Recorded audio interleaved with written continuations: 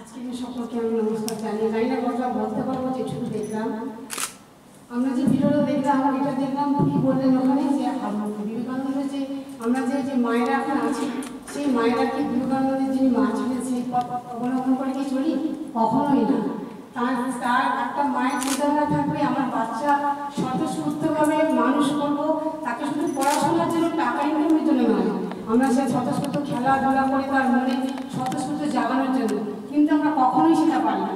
আমরা সবসময় তাদের মধ্যে পড়াশোনা এগিয়ে যেতে হবে, টাকা পয়সা ইনকাম করে চাকরি করে বড় হতে হবে, এটাই সমাজের জন্য যে কিছু করবো নিঃস্বার্থভাবে সেটাই আমরা মায়েরা ভুলে গেছি।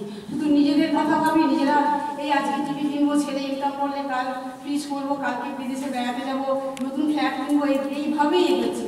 আমার মনে হয় এইটাই দেখলাম। আর নেক্সট দেখালো বাচ্চাদের মধ্যে ছোটবেলায় আমরাও খেলেছি, বড় হয়েছি, লুকোচুরি খেলেছি, ঘুরেছি, বেরিয়েছি, সেটা তাদের মধ্যে এখন আর নেই। তারা আজকে কীভাবে কী করছে আমরা লক্ষ্য রাখার সময়ই পাই না। আমি এটুকুই বলতে পারলাম, সাইড থেকে বেশিরভাগ কিছু বলতে পারলাম। জোরে হাততালি। খুব সুন্দর বলেছেন।